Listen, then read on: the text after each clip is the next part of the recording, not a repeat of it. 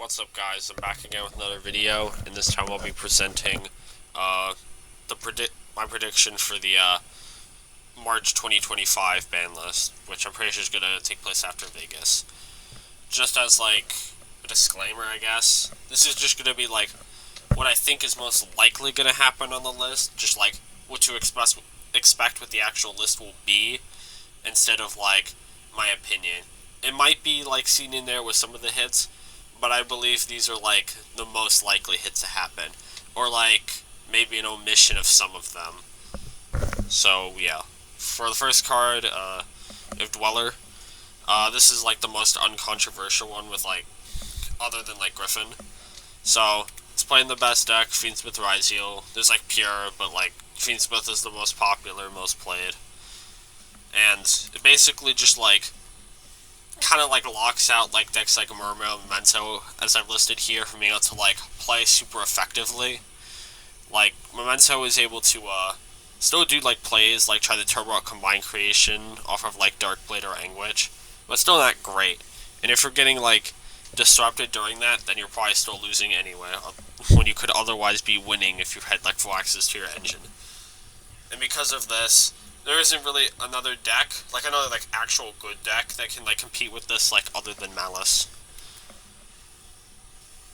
And also, just like I was saying, leading up to before, that banning the card would like allow graveyard decks to like have the potential to see play, especially with like Detonator, just like popping cards. So like cards that like get effects when destroyed would actually be able to trigger, which would be kind of solid. Next we have Griffin. Pretty obvious as well that this is probably just going to get hit. It's the next generic link that is being abused by Malice with a bow. If we had it, then like they probably would have been using Apo, and that probably would have been a reason for its ban in addition to like Snake Eyes using it. It's still legal in OCG Apo. I don't know why, but Griffin is just currently being used because of how generic it is and how well it works with a bow and Malice to form like a really good end board. And also, if we ban it, it's definitely gonna hurt Malice, like its ability to combo like pre-Alliance Insight, where they just get a Code Talker. And it's kind of like similar to like Rhoda, where you like limit Ash Poplar, but then they get in like a month.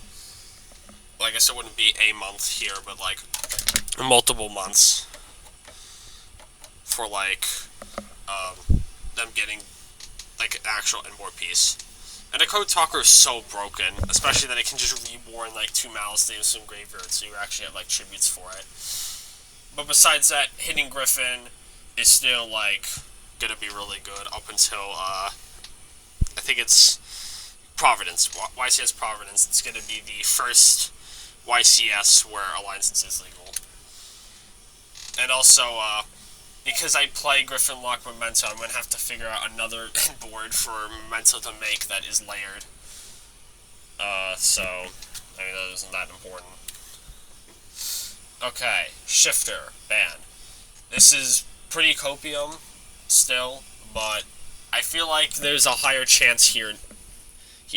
As you'll probably see later, I don't think Malice needs, like, a direct hit. I believe that if you just hit some cards around it, like Griffin, Shifter, and other cards that will be seen later, that Malice can be... its power level can definitely be brought a lot down. Sure, it's going to get, like, the March Hare and the Code Talker and the other Adignister support, but it's, like, other power cards are going to be, like, hit, like Shifter, which just allows you to, skip people's turns as a hand trap. It's not an extra, guys, as I've said here, so I'm not going to get to it every game, but it's still a hand trap, so it's just insanely powerful in a different way.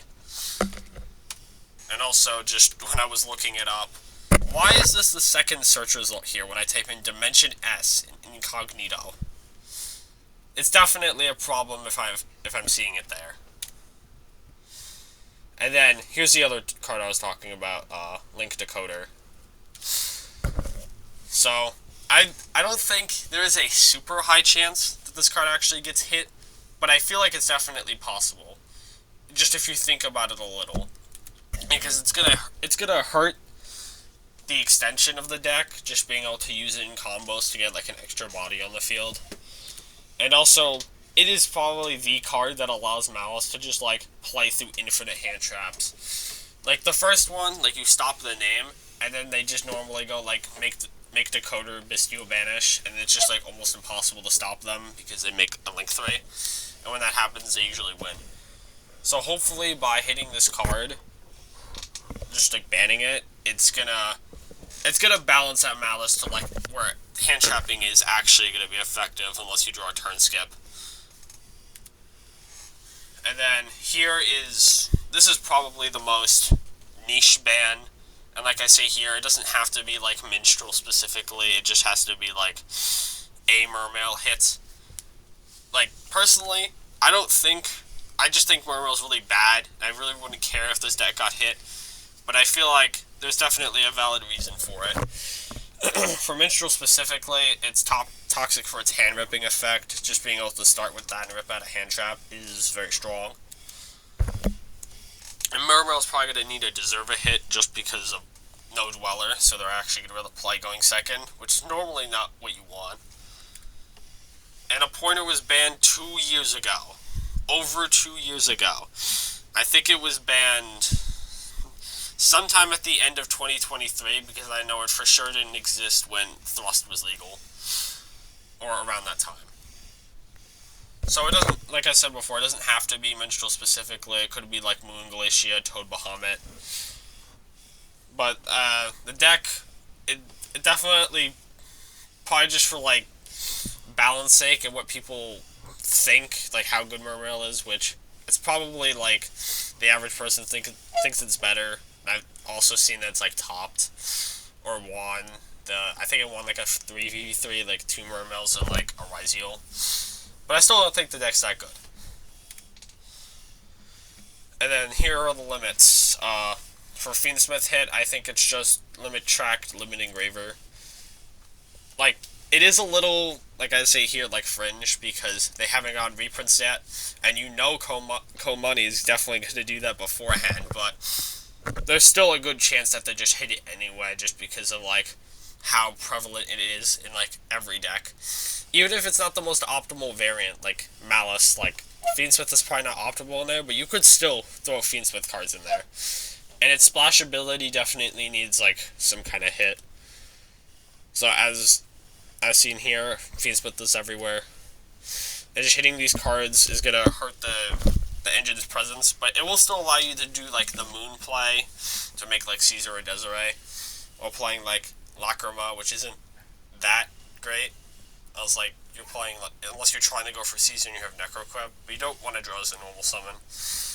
And Tracked, like, limiting Tracked specifically as well, it's going to be, like, awkward running, like, the one Lurie, because you're only going to have the Tracked and Engraver.